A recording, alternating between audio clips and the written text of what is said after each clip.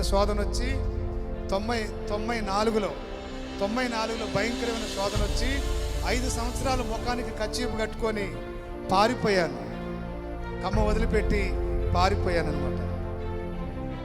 రోజుకి 12 గంటలు 18 గంటలు రాత్రి పగలు పనిచేసేవాడిని. కష్టపడి నా ఈపు మీద నలుగురు మనుషులు కలిపి పట్టి లేపిన రాయిని నా తల మీద కాకుండా నా ఈపు మీద మోసుకొని బేస్మట్టం పునాది నింపేవాడిని. ఆ ఈపు అంతా మంటగా కాకుండా గోనె పట్ట వేసుకునేవాడిని మీద. ఇలా ఈపు మీద గోనె పట్ట